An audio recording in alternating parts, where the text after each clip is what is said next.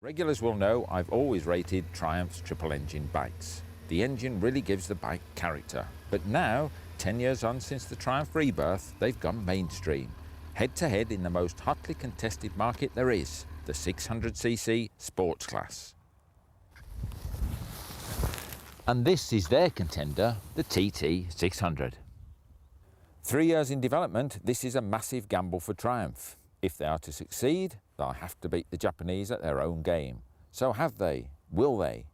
At first sight, it doesn't look anything special.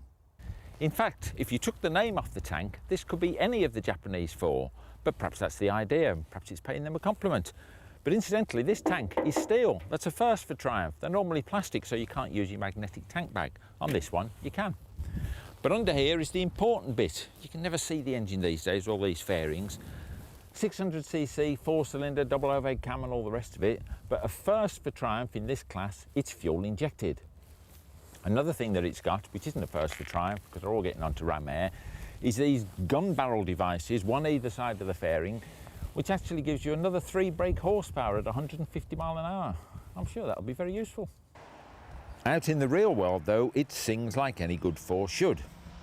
Unlike its 3-cylinder siblings, this is a brand new motor with no shared parts. It's revvy too, spinning up to 13,750 revs before the rev limiter cuts the fun.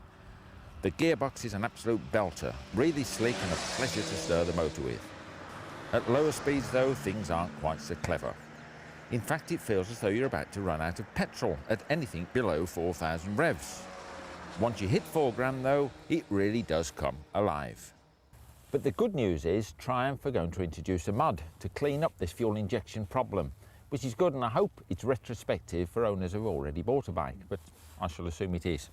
Anyway, we've got a frame here that you can see, a perimeter frame, beam frame aluminium, all painted nice matte black.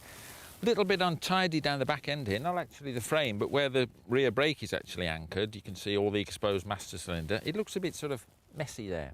But anyway, it does its job. Up the front, fully adjustable front forks. And down here, we've got Triumph calipers. They're actually Nissan calipers, but badged Triumph. And a very neat touch here, they've actually got steel braided hoses. While we're down the front, this front wheel deserves a mention because it's extra lightweight. That makes for quicker steering. You'd lose the gyroscopic effect. So that's a plus point. At the back here, again, we've got a lighter wheel. Now there, it's not so much the gyroscopic effect, but it does reduce unsprung weight, which makes the suspension work far easier. Swing arm there, fairly conventional, and again a conventional monoshock at the back, but it's fully adjustable and it does the business. The nice thing is though, no matter how fairly ordinary this little lot sounds, it's all gone together fantastically well to make a truly sweet handling bike. 600s tend to be that way anyway, but the TT really does work well. A punchy engine housed in a competent chassis. At 170 kilos, it's a flyweight, but the suspension is really good. Perfectly matched and compliant, but firm enough to give plenty of feedback. A bike you can quickly feel thoroughly at home on.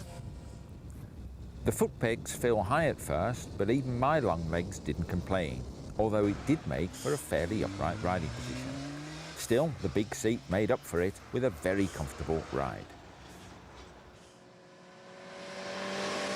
Talking of riding position, this is the pilot's eye view, needless to say. The first thing you can notice, the screen blade actually looks fairly low, but the fairing itself is surprisingly effective. It does actually deflect the air over the top of your head, which is what you want. On the instruments here, you've got Triumph's standard white-face rev counter, and over there, a really easy-to-read big digital speedo, just the job in these Gatso-ridden days. The bars that you can see here, handlebars, are both mounted on top of the yokes. They're still clamped to the top of the forks, but they're up there, not clip-ons as we normally think of them. It gives a more upright riding position, as I've already mentioned. Coming up here to the mirrors, they look pretty generous, but still the old problem. You can see what's behind you, which is a pleasant change, because some are even worse, but you've still got a fair bit of the old arm in there. Now the seat, as I've said, very, very comfortable, and it's also comfortable for the pillion passenger. It's very, very plush and pretty generous. But look, no grab rail as standard. That's where it goes, but it's one of the optional extras and it'll cost you £89. Something else it hasn't got, but the CB600 Honda has, is a centre stand. So that's missing, and what Triumph do is an optional extra is a Paddock Stand, but that's going to cost you £80.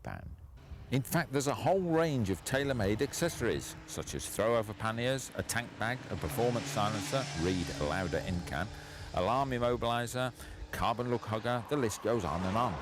But at £6,999 on the road, you get the basic works, and boy does it work. But is the Bulldog better than the Rising Sun? Well, if not actually better, it's certainly equal, and that is one hell of an achievement.